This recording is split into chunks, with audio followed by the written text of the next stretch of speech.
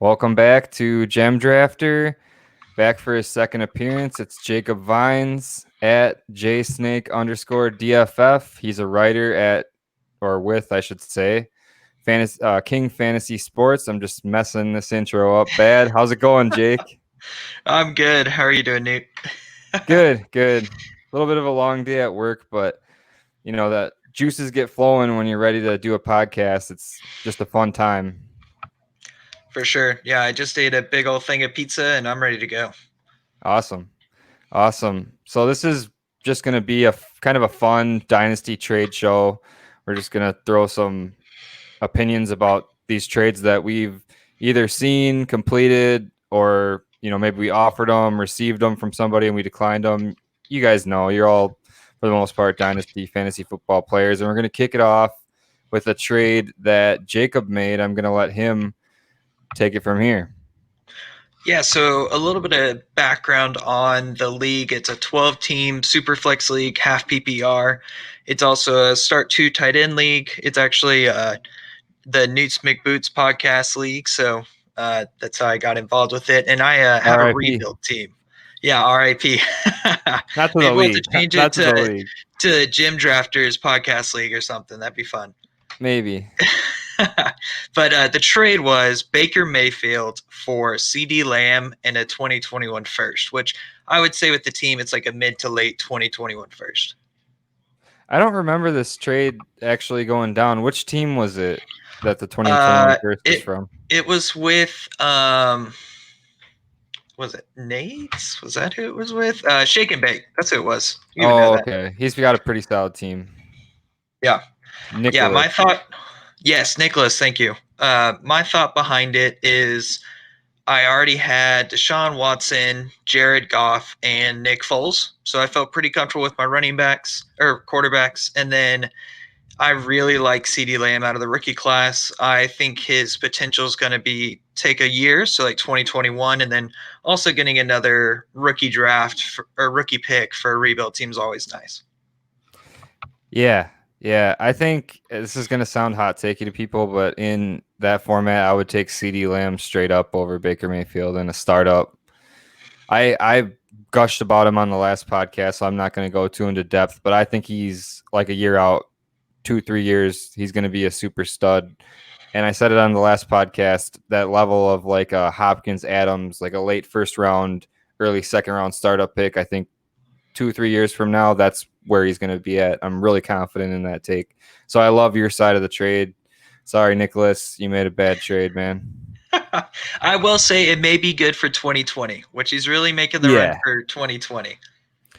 I mean, right now in this moment, actually, it's really funny to just get on a little bit of a tangent like I always do. I was looking at a 2019 startup draft that I did, and like, I'm such a Corey Davis truther. I took Corey Davis in the 6th round, and I took Anthony Miller ahead of Allen Robinson because Anthony Miller was going to break out, and I actually took Alexander Madison and Kiki QT before I took Mark Andrews in the 14th round, I believe, or 13th round. I took Mark Andrews, and I ended up winning the league because I took Lamar Jackson in the 5th, and I took Mark Andrews in the 13th. Wow. And that made up for all those bad picks. So that's just a living example of how fast things change in football. Crazy, For man. sure. Anyway, good trade, good trade. I'm going to jump into a couple of my trades. I guess we're going to do a run of my trades here because they're all in the same league. It's a 12-team super flex league. It's staggered PPR where the running backs get half point, wide receivers get 0.75, and tight ends get a full point per reception. Like I said, it's a super flex league. It's only start one tight end, not start two. And then it's kind of traditional and start two running backs, three wide receivers.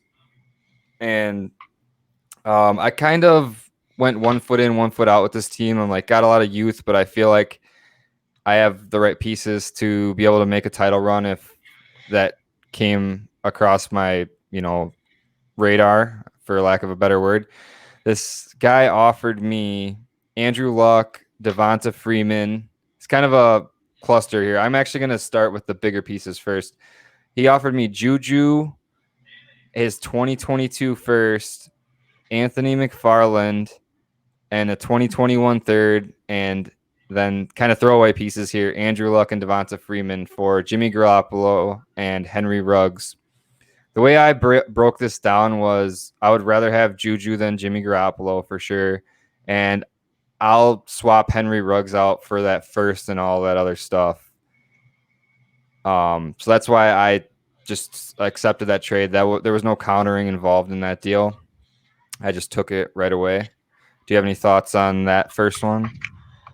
It's an interesting trade for sure. I do agree, Juju greater than Jimmy G, and then Henry Ruggs over all the others, because I don't think we need to forget that James Conner has an injury history, and so maybe Anthony McFarland gets a chance there, and then Devonta Freeman may get a chance with coming back to a team that has an injury or something like that. So I do tend to look at like picks a couple years out as like a 2022 first. I consider that more a 2021 second. I know it's not a perfect way to look at it, but that's just how I look at it for myself, just to keep it in my head the right way. But yeah, I like the trade, especially if you have quarterback depth, which I'm guessing you do in this league. That actually left me with only 2 quarterbacks, which I was okay with, because I just knew it's early in the season and anything can happen, and I have all year to make a move for a quarterback.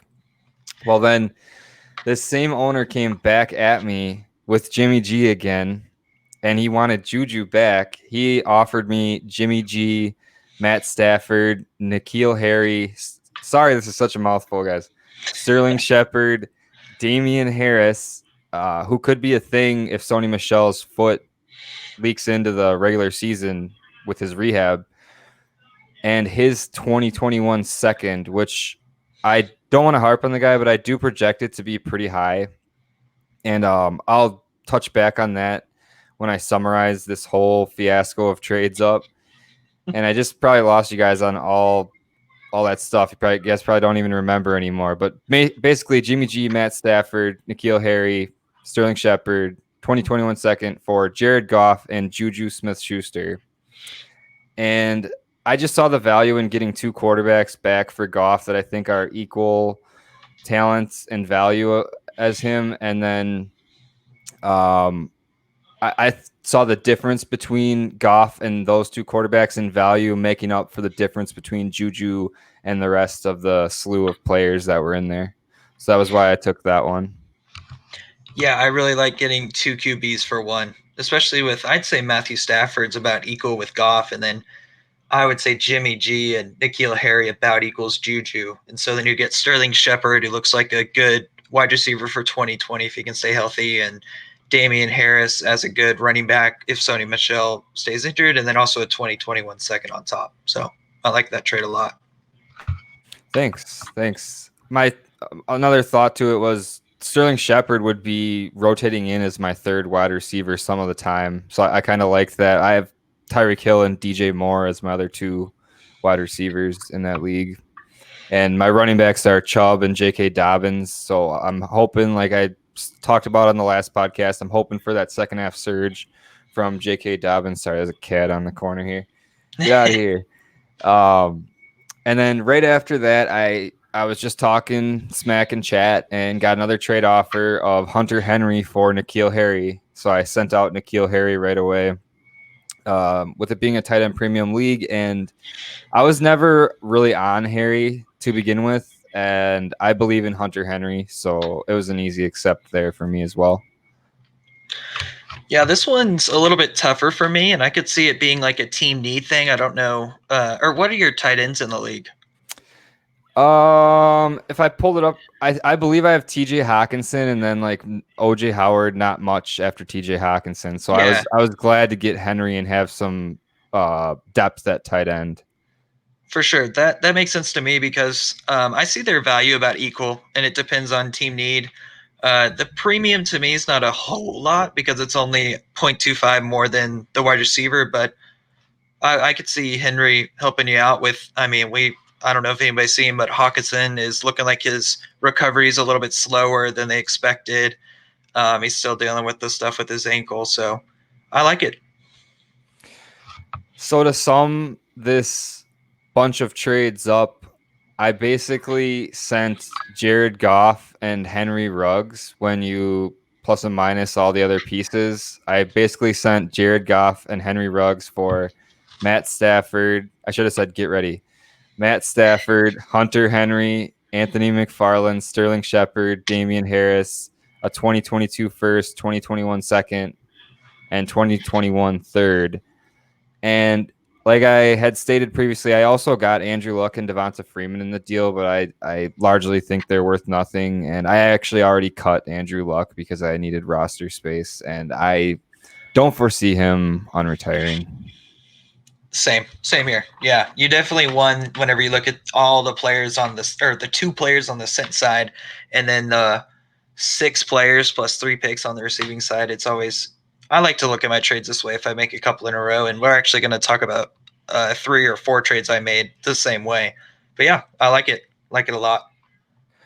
I just want to touch back on your valuation of the 2022 first, which is it's always league and owner dependent. And I saw this owner, not to bash him, but I saw him making moves that I disagreed with for Dynasty, like the future of his team. So I confidently project that pick, even though it's 2 years out, to be at least a top five, top four pick. In my opinion, he really put all his eggs in one basket with like young players this year. His RB1 is Cam Akers, and his wide receivers are like Diggs, Juju, and Henry Ruggs. So those guys could all work out, but in Dynasty, you really got to think about hedging your bets sometimes and that's what you do with your future picks. That's why a lot of people don't trade 2022 picks at this time in the year, because you never know when a fiasco could happen to your team, and then your 2022 pick is really high and you're kicking yourself when that draft comes around. Yeah, I agree on not trading 2022 picks.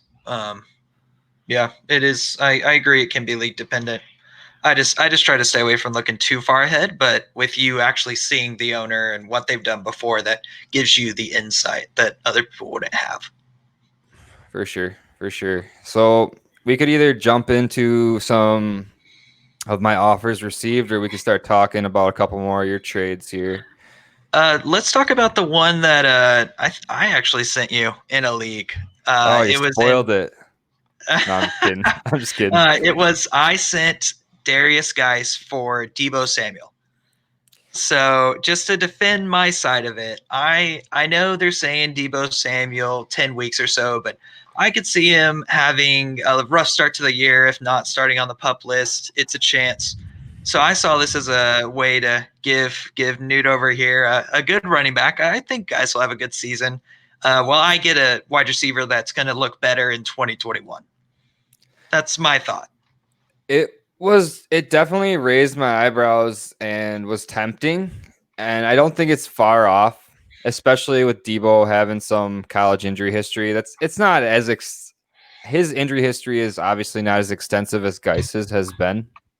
But I was a big believer in Debo coming out, and I'm just staying on him. I don't want to sell him for a running back that's had, season-ending injuries for years in a row, kind of like Rodney Anderson has had trouble. So I decided I'm just going to stick with Debo because I think he'll be back. Even if he has to start on the pup, he'll be back at some point, and then it'll be good depth at wide receiver for me. And I have in that league Chubb, Mixon, and Taylor, so maybe I do need Darius Geis. Maybe I'll send guys to you for Debo once Debo starts on the pup and guys has 2 back-to-back 20-point weeks. Yeah. I doubt you'll do that at that point. We'll see. I don't know. My team's really bad in this league. I should remind everybody it has Darius Geis and like Damian Harris as my top 2 running backs. So, but you got a lot of 2021 picks, right? I have a lot of 2021 picks, good tight ends, good receivers, good quarterbacks. So I'm excited. Oh. I kicked on I punted on the running backs for a year. So we'll see. Oh, good thing there's almost no good 2021 running backs. No, I'm just kidding. There's a couple good 2021 running backs. I just don't think it's to the level of this current class though. Yeah, Um, yeah, it was a very interesting offer. Not to get too long winded on it, but I'm just such a believer in Debo that I just got to stick with my guy for now. I think he's in a much better organization for the future, and where he's gonna be the guy. Oh my gosh, another tangent here. Did you see that PFF with the injury to Debo bumped Ayuk up to their number one wide receiver? Talk about yeah, situation dependent rankings. I know. That was definitely clickbaity for sure. I thought it was like one of those fake posts or whatever. Like someone photoshopped it in, but it was legit, right? Yeah, it was. I don't know. Stuff like that drives me crazy. I just Too can't. situation dependent, man. You got to go off talent there. It's Judy and Lamb. For sure. I agree. Do you All want to right. go through my slew of trades that I made Yeah. in the podcast league? So this was a combination of 5 trades. And we're just going to do trade by trade, and I'll write down which side you liked. So in the first one, I traded away Teddy Bridgewater, the 1.06, which became Swift, and the 2.08, which became Moss, for Jared Goff, Tyler Boyd, Christian Kirk, Daryl Henderson, and Miles Boykin. What do you think? I at first glance, I definitely like Goff more than Bridgewater. I just think Bridgewater he could Bridgewater could definitely jump Goff, but it's very sketchy with him. Like he could have a couple bad games, and that PJ Walker guy could. I don't know. I just feel uneasy about Bridgewater. It's just a gut feeling, and I, honestly, I don't know if getting Goff over Bridgewater makes up for the gap between. It's a good trade when you look. I keep forgetting that Christian Kirk's on there. It's a struggle. I love running backs, so I'm like struggling to part with DeAndre Swift and Zach Moss, but Boyd, he's highly underrated. He's a good player. Burrow, he's gonna most likely be Burrow's go-to guy, and Kirk, people are discounting him right now, but Hopkins is going to be drawing a lot of attention, and Kirk has played with Murray for a year already. They've got rapport. He could have a 100 target season. We don't know what the volume is going to be like in Arizona. They like to spread the ball out, but Kirk knows how to get open. So I would say it's about even, and your side could even jump more if those two running backs don't work out, and like say Goff gets an extension. Maybe Henderson is the guy. I didn't even mention Henderson. Sorry, Daryl Henderson. Disrespect there. I guess I Well, just believe in Akers' talent that much. I do have to note that I did after this trade. I did another trade, and I traded away Tyler Boyd, Christian Kirk, and Jay Sternberger for Josh Jacobs, the 3.03 and the 3.06. I should also note this league, I don't think I said it, is a 12-team half PPR league with tight ends getting a full point for PPR, and also it's a start two tight end super flex league. So the Yep. tight ends do get a pretty good bump. So again, that trade was Boyd, Kirk, and Sternberger for Josh Jacobs, 3.03 and 3.06. Yeah, that second trade, I'm definitely taking the Jacob side, just because high end, young, 22-year-old running back.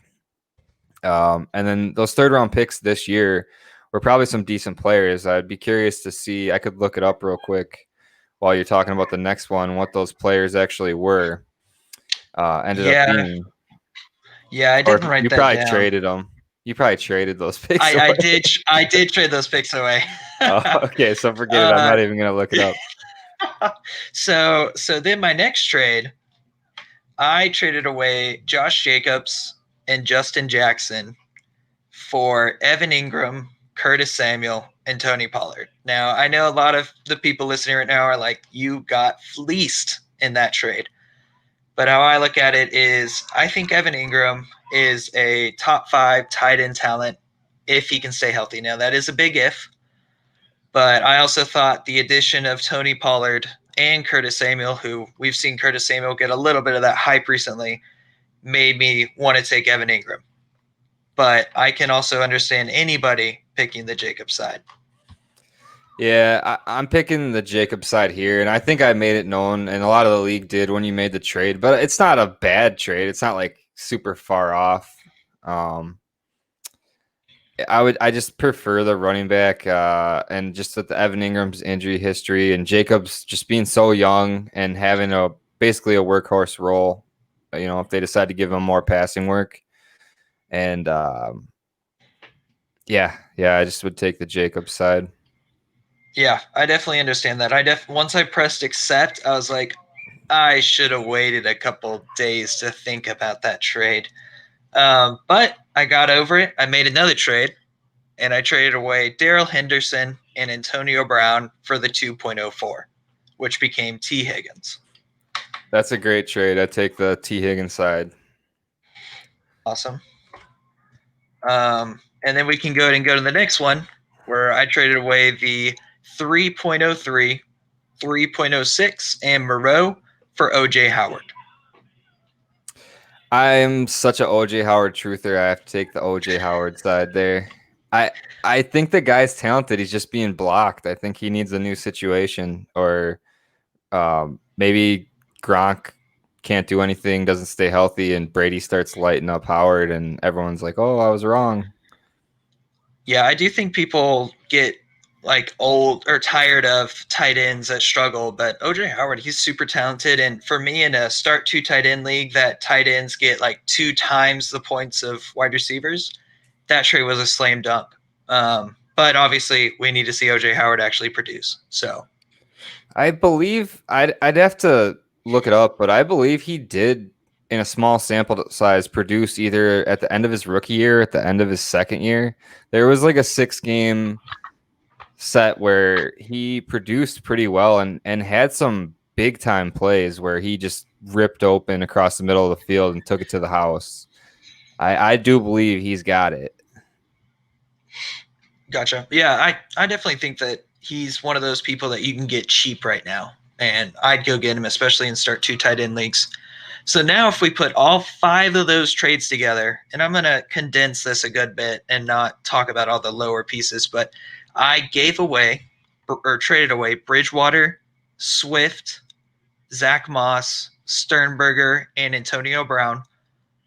And then I received Goff, Ingram, T. Higgins, Tony Pollard, Curtis Samuel, and OJ Howard. So, what do you think of all that? I know it's a lot to dissect. It's tough. There's like as players I like on both sides. It's really hard because I'm not involved in the trade, obviously, and Mm-hmm. there's players I like on both sides. But I would say that on the side that you gave away, there's only really one player that I like a lot, and that's DeAndre Swift. So I like your side more because there's just players that I would rather form my team with on your side. I give you the edge slightly there. Yeah, I think one thing that kills it a little bit is having Evan Ingram instead of Josh Jacobs. But I think for my roster construction, going a little bit more QB, tight end, wide receiver heavy, I'm happy with it. We'll honestly just have to wait and see. You're always gonna have trades like that throughout your dynasty fantasy football career. I've had a dozen of them. You know, Yeah, it always happens. Trading is just enticing, man. It's fun to trade, and sometimes you make the wrong decisions. yeah. Well, the jury's still out on that. Sorry, you didn't make the wrong No, decision. The I jury's still out. I know what you mean. I know what you mean. You have to be very fluid. Speaking of very fluid, I have another trade that I think will be a good discussion. I saw this on Twitter earlier today, and it's a 12-team single QB PPR league, and it is Miles Sanders for Darius Geis and 2 2021 first, And this player also said that he expects one of the picks of the 2021s to be a top 4 pick, and he's in a rebuild. What do you think? It's really dependent on what the rest of his team looks like. For me, I think it's a close trade. I mean, I think you gotta take for like this is gonna sound weird, but like if I was the team trading for Sanders, I would never give up 2 first-round picks and Geis for him. But if I was trading away Sanders, I would be hesitant, but I would probably take that Geis side. Yeah, I wrote on the post that I would take Geis in the 2021 first, and for me, it's just Geis's value right now. He has a lot of potential for that high upside increase in the season. Again, we've already talked about his injury history, and he does have a lot of risk. And I'm becoming a Geis truther because I have him in like 85% of the leagues that I'm in. So um, I think in a rebuild, it's an interesting trade. I wouldn't hate on anybody for keeping Sanders in a rebuild because if you can turn it around by 2021, then he should be just getting better, in my opinion. But Yeah. I take the picks. Something to think about though is, sometimes you load up on 2021 too many picks in the same year, and it's like at a certain point, a certain amount of those guys are going to bust. So this would really be dependent on looking at both of the teams for me. I was also going to say that it seems like you're targeting Geis a lot in Dynasty this year, which is a good thing because his price is so low. And those are the type of players, like how I talked about towards the beginning of the show with my Lamar Jackson and Mark Andrews picks in that one league. Dude, I took those guys. Lamar Jackson went from 5th round to top of the 1st round in ADP, and Mark Andrews went from where I picked him in like the 13th round to 4th, 5th round ADP. And that's how you win in Dynasty. You get those value jumpers like that. You draft those gems. Yeah, and Geis is also in like Superflex 12 team leagues. He's going in like the 9th round. So to me, that's a slam dunk in the potential value. And then I ended up getting him in trades. I even have him in the podcast league you have, and um, it just seemed like he came cheap enough that I was like, okay, let's go for it. And I keep forgetting that this says that it has a good chance of one of those picks being top 4. And I think next year, as the landscape looks right now, there's a top 4, and then it's a big tier break after that and I would actually say top 3, but I want to say Bateman is going to jump into that category, or I'm probably discounting Travis Etienne. It should probably be Travis Etienne, and then Lawrence, Fields, and Jamar Chase is right now for me. My clear 101 next year is Jamar Chase. If you don't need a QB, so that I've definitely taken the guy's side if that's the case. If I'm in that league, I've been in that league for a while, and I can project that pick with some accuracy. So we're about a half an hour in here. Did you want to talk about this other trade barrage that you got here? Yes, yeah, let's talk about it. So this was a 14 team league Superflex, and it's PPR.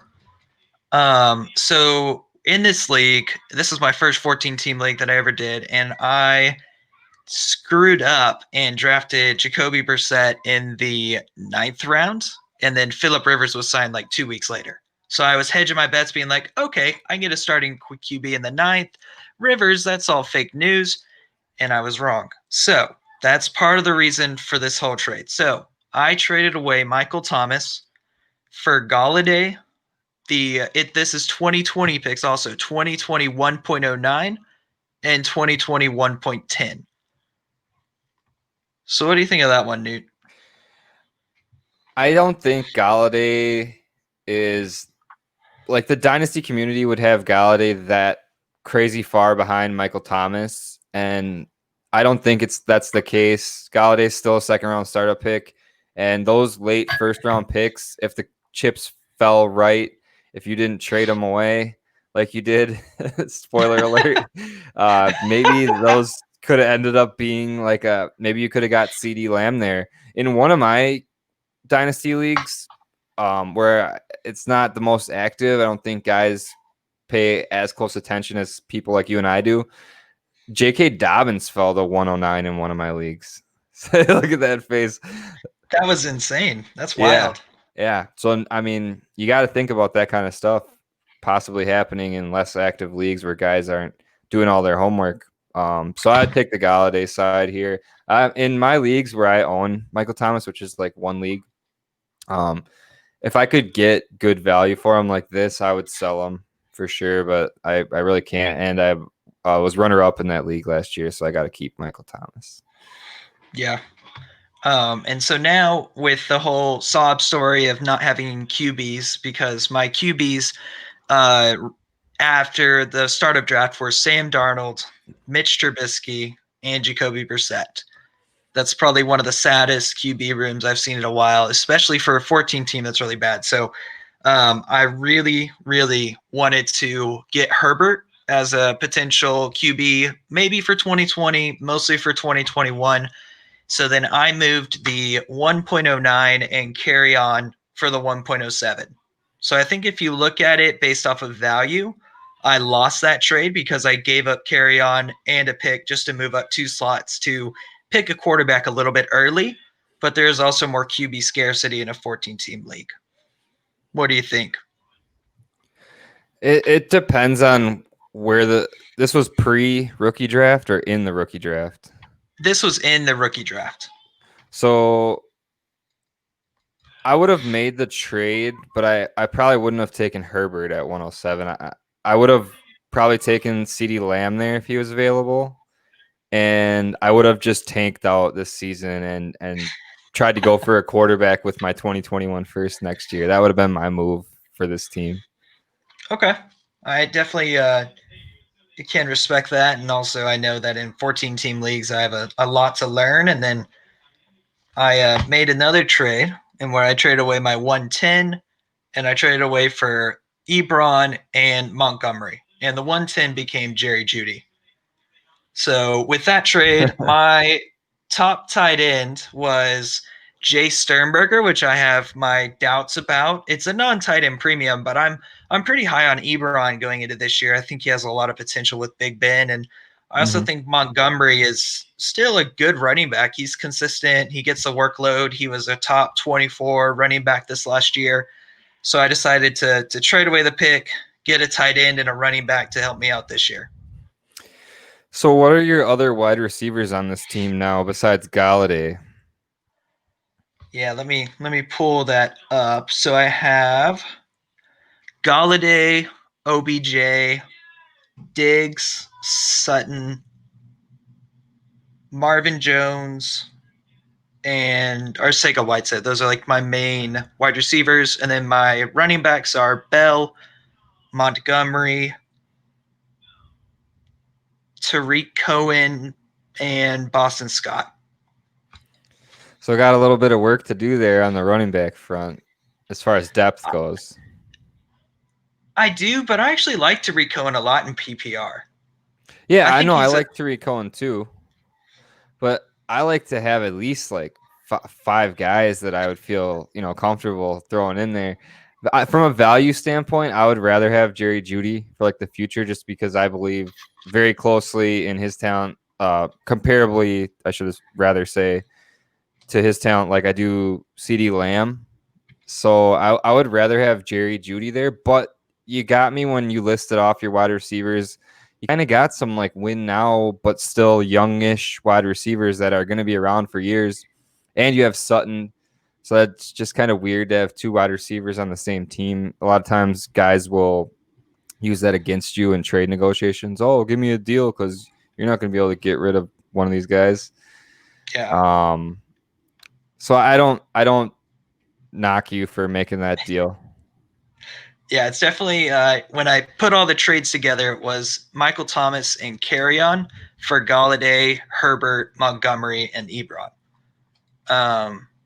I will say that looking at the trades, I definitely did a panic trade to trade it up for Herbert and stuff like that. But Um, I'm just going to be honest. I have a lot to learn in 14 team leagues and just getting used to the position scarcity and how everything changes, and definitely botched some stuff in the startup draft. Like, let me pull up the startup draft real quick just to razz on myself and say where I need to improve. I ended up getting Jacoby Brissett, as I said, in the ninth round, and I then would I what's up? I was gonna say you could have drafted Corey Davis in the sixth, so don't feel too bad about that.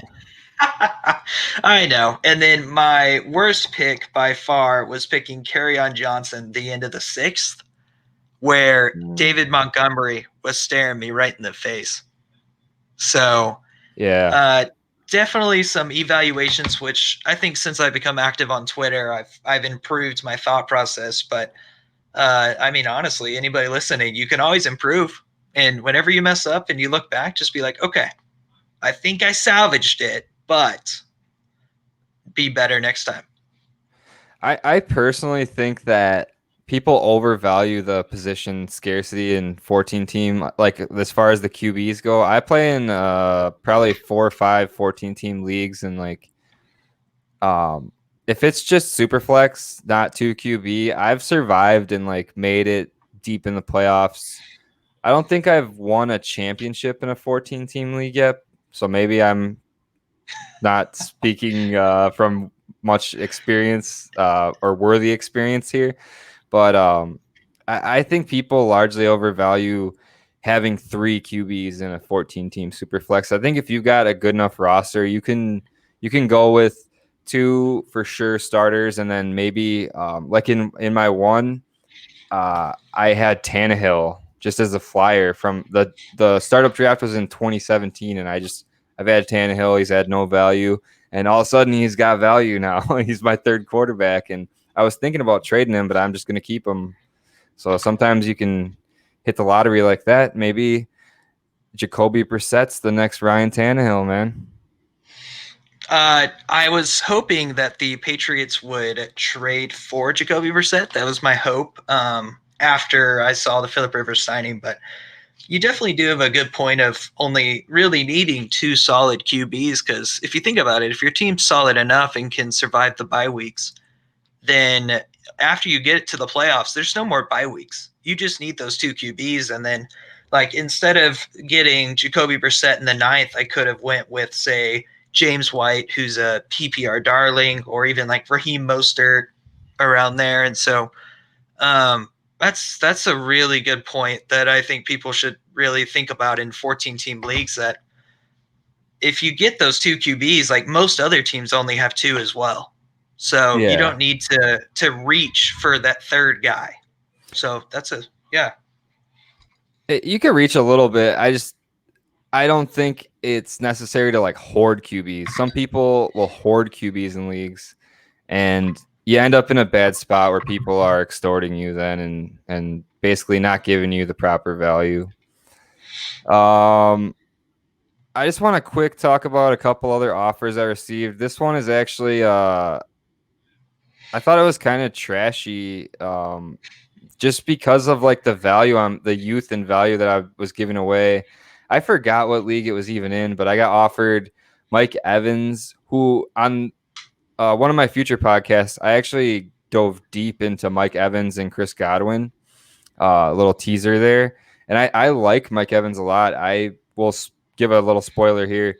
I think Mike Evans is pretty much a lock to be a Buccaneer through his age 30 season. He's on a really reasonable contract, and the only way I don't see that happening is if they pay Chris Godwin an ungodly amount of money and Mike Evans gets salty and asks for a trade or to be outright released. Um, so I got offered Mike Evans and a 2021 third for J.K. Dobbins and Henry Ruggs and a 2021 first. And I'm a youth chaser in a startup. Just because I believe in Dobbins so much, I'm probably taking Dobbins straight up over Mike Evans. I don't know. I can't remember exactly which team this is, so I couldn't put context. I just threw it in the sheet when I saw it. But then the upside of Ruggs too, and I believe that's my 2021 first, which if I'm owning Dobbins and Ruggs on this team, it's probably a team where I'm playing for the future. So I'm not worried about winning this year, and I'm counting on my 2021 first being high and landing me like a Justin Fields or Trevor Lawrence to add to my quarterback depth. So Mike Evans just doesn't fit my team. No, thank you. Yeah, I think that's one thing a lot of people need to think about in trades, and especially I've seen this on Twitter, is does the trade fit your needs? Because if I had a young team with J.K. Dobbins, Henry Ruggs, I would never do this trade for Mike Evans because, like you said, J.K. Dobbins, I think you're taking him for his potential next year because I think his potential next year, if once Mark Ingram's gone, is incredible. And he could end up being a fourth round, third round startup pick, which is right around where Mike Evans is going right now. So I definitely want the Dobbins, Ruggs, and the 2021 first side right now. And that's without even evaluating Dobbins as that upper tier player for me. I'm also, go ahead. When's the last time you did a startup? Because Dobbins is going in the third round right now. Are you? Let me look because I That's did where one I'm just a taking little. him. That's where I'm taking him. Let me look at my last startup. I can put it up real quick just to make sure because I thought he went in the. Maybe I misspoke because I could see third to second right now. Dobbins went in the Drum roll. 3.05. Yeah, I was gonna say Goodness gracious. in HQ3, I took Edwards-Helaire and Dobbins at the 212 and 301. Okay. I mean, hey, I wouldn't do that right now, but then again, like you said, you like to play the going for the younger players, and if you look at the career trajectory of J.K. Dobbins, it looks like he'll be worth up to a second round pick next year, maybe a little higher, just depending on if he does anything in 2020.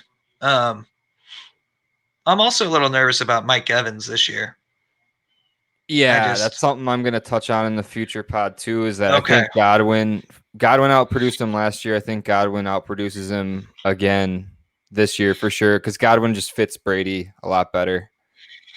That's Um, definitely what I think. I think Jameis was the perfect quarterback for Mike Evans, and then Brady is not. I just also want to say that I'm youth chasing a lot this year in startup because I've been playing Dynasty for this will be my 5th year. So, and I've had not to toot my own horn, but I've had success. That's why I'm doing a podcast because I feel confident in my abilities, you know. So I like to. I've said this plenty of times on my former podcast and this one. I like to diversify my portfolio of teams between win now and building for the future, so that I have stuff to do at all times of the season or of the year, rather. Yeah, I think that's one thing that a lot of teams need to look at is their evaluation process because I don't know if this was through just tapping or typing on Twitter or on here, but we talked about hit rates or something. I mentioned hit rates and maybe somebody else, but anyways, they mentioned how they have a higher success than the hit rates say. And so I think if you can track your data and you see, okay, I'm actually hitting like 70% of my first round picks versus the average is only 45%. Okay, then I know that as long as they're a mix of early, mid, and late picks, that I have a sound process and I can trust my picks. Um, what do you think? Yeah, actually, I think that every time I see a hit rate stat, I go, that stat only applies if you're going to draft every single player in the draft. And there's guys that there's first round picks in years in rookie drafts that I drop down to the late second round, early third round, and my board's completely different than what a hit rate um board would be. So I really don't take any stock into those stats when people say, but I do take stock in the stats where people say like hit rates for wide receivers in a certain year being like, oh, they have to put up a wide receiver 2 season. Like I listen to those type of hit rates, but to say like the first round only 50% hit, well, we don't all have the same first rounds. So I you read my mind there. Um, Yeah. what do you go ahead? No, you're good. What do you think of this last minute trade offer that I put in the sheet here? It's from my good buddy Theo, aka Thanos. This is a 14 team super flex league. It's a weird one because I talked about it on the last podcast with Josh. This is the team where I traded 2021 first for CD Lamb. It's a 14 team league. It originally started as a 20 team dynasty league. That's why there's no start QB. There's no starting QB position. It's just two super flex because I thought to have to start a QB in a 20 team league is just too crazy. And then everyone built their teams that way. Well, 6 teams left the league. Long story. And now we're a 14 team league. So I got my team here for you. I was feeling pretty confident before Deebo Samuel went down here that I would at least make the playoffs. And in my recording that wasn't released because of bad audio quality with John Bauer, he's in that league too, and he was liking my team. He said he would be surprised if I didn't make the playoffs. So just to quickly run through my starting roster here, my starting QBs are Deshaun Watson and Aaron Rodgers, who's apparently washed, according to Josh. Nick Chubb, Jonathan Taylor, and J.K. Dobbins are my 3 starting running backs. And then I'm starting 3 wide receivers. I was hoping for Deebo Samuel. I'm still hoping for Deebo Samuel. CD Lamb. I have some other bench guys like Preston Williams and a few other flyer guys too that could. And I think I have Rodney Anderson on this team, so he could be filling in for CD Lamb while CD Lamb gets started, late in the season. Calvin Ridley, and then I got Hawkinson, Fant, and Goddard at tight end. Thanos wanted Deebo Samuel. He's trying to buy on the dip. He wanted Noah Fant from me, and the beloved Matt Waldman favorite Quintez Cephas. He wanted to give me Devin Singletary, Anthony Miller, and Mike Boone. So 3 for 3. Yeah, I like Debo over Singletary. I like Fant over Miller, and I like Cephas over Boone. So I definitely would not do this trade. I'm with you. That's why I didn't take it. But I don't think it's far off. I think if we get closer to the season and he sends me the same one, Anthony Miller is looking hot, and Debo's going on the pup, I might entertain this trade if he throws me like a 2021 second round pick or something on top of it. Because I do like Singletary, but I think I like Singletary quite a bit more than you do. Yeah, I'm just concerned with Singletary. I think after we see a couple weeks, we'll know more about how the Bills plan on using him with Zach Moss. And with Anthony Miller, for me, it's more the shoulder injury history. I've been watching some of the stuff that FB Injury Doc has been doing on Twitter.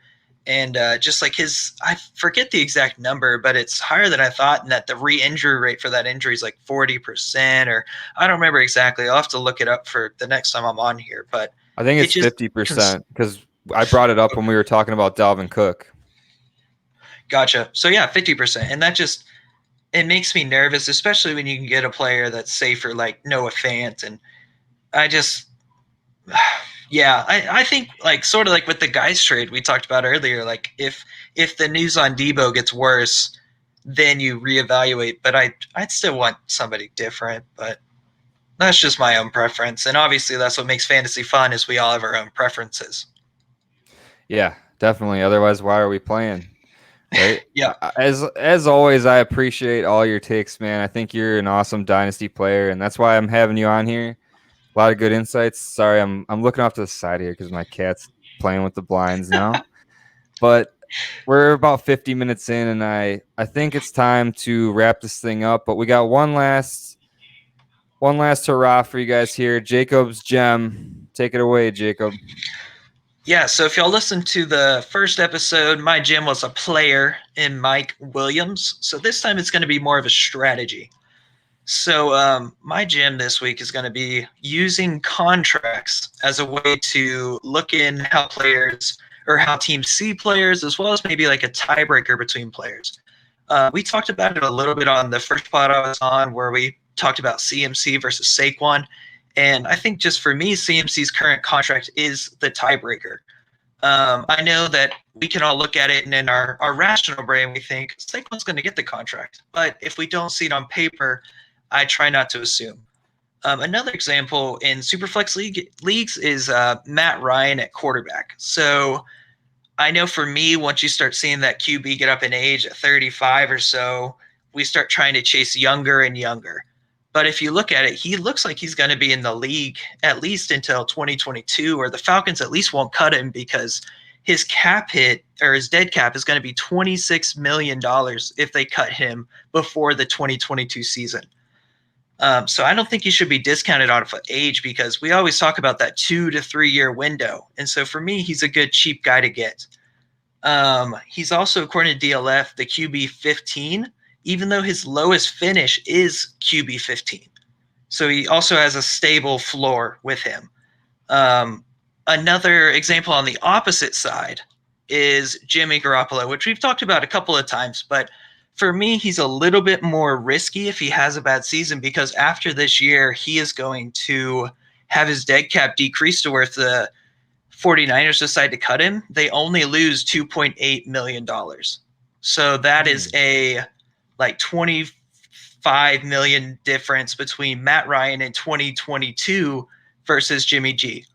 So just doing this little bit of homework for me just helps me figure out the stability of my teams. Another example, just real. What's that? That's important for the quarterback position. Yeah, I agree. And I think it's very telling. And I know I'm going to sound biased, but with Dak Prescott, he's an example of a quarterback that, for me, I know he doesn't have his contract, but I can't remember the last time that a top 5 quarterback went to the free agency. Like if we look back, it was Peyton Manning post surgery. It was Kirk Cousins, but he had issues with the front management.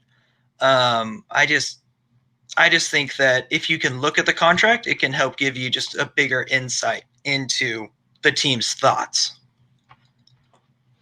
So you're counting Dak as basically being on an extension already? I am in my mind. I've been causing some rifts on Twitter and saying Dak versus Kyler Murray. And for me, with Dak, he's shown that he can do it. Last year, he was QB2. He also had a QB6 season. That was the number 6, his first year in the league, which he only scored I think if you include fumbles, it was 8 points less than Kyler Murray did his rookie season. So I think once Dak gets that contract, he should be skyrocketing above Kyler Murray. But I know a lot of people see Kyler Murray being the next coming of Lamar Jackson. A much, much smaller Lamar Jackson. I like that you're making my gears turn in my head about Dak now, because I was getting a little nervous about him, but it makes sense. You're totally right on that take. Great gem, man. Great gem. Always got to look at the contracts. You really sparked me to look back into contracts deeper after our last podcast, because I was kind of putting it by the wayside, and I really started digging into just spoiling the Mike Evans, Chris Godwin debate for that future podcast that I'm going to do. Mike Evans is, they could cut him for cheap, but he's still only going to be 27 this playing season. And he's on a very reasonable contract for the next 4 years, making only about 13, 14 million a year. Maybe they'll restructure that, but you got to remember Godwin he was only a 2nd round pick, I believe, or a 3rd round pick. So he's in a contract year this year. And if they don't back up the Brinks truck for him, he's going to be in a different situation. So that's just something to really look at. If you're a win now team, you might be able to go trade Godwin right now for Mike Evans plus a little bit. And then maybe Evans doesn't have as good of a year this year, but you have a win now stable piece that's in the same situation for the next 2-3 years. Just something to think about. I think you could get a decent, for a Chris Godwin truther, you might be able to get a decent amount on top of Mike Evans. So that just factors into the contract talk. Yeah, I agree. Godwin's been given a lot of hype, while Mike Evans has the opposite. Like, I mean, we both talked about Mike Evans being lower on him going into this year. But it's an interesting idea because if the situation changes, that changes a lot. I mean, if we look at Melvin Gordon versus Todd Gurley, Todd Gurley to me is higher up than Melvin Gordon just based off of situation alone. Yeah, yeah, because Philip Lindsay's no scrub. He's a smaller back, but he's gonna eat. And I actually just jumped over to that show sheet. The if Brady does last 2 years, and some of these other quarterbacks hit free agency, there's guys like Ben Roethlisberger, Mariota. If Baker doesn't work out in Cleveland, if Darnold doesn't work out for the Jets, if they move on from him, if something happens, Josh Rosen will be able to walk. Uh, Watson will be a free agent if they give him his 5th-year option, and then something happens after that. Nick Foles will be a free agent. So just something to think about with Mike Evans. He's gonna be come into a quarterback change, and maybe I'm just looking too far in the future, but I just thought it was interesting to look at what QBs are coming up in free agency over the next 2 years. I think it's interesting to look at because Brady and even Breeze are on their last legs. So I like it. For sure. Well, great gem, Jacob. Great gem. Look at those contracts, guys. Unfortunately, that's all we got for tonight. I got to go get some rest because I got to work tomorrow. Follow him at jsnake_DFF. Check out King Fantasy Sports. Is there anything else you wanted to throw at the crowd? No, that's about it. I'll have a article dropping if anybody's in Scott Fishbowl. I'll have an article talking about some QB risers. But yeah, other than that, that's it. Awesome. I really had a lot of fun here. As always. All right. Thanks, guys. We're out of here.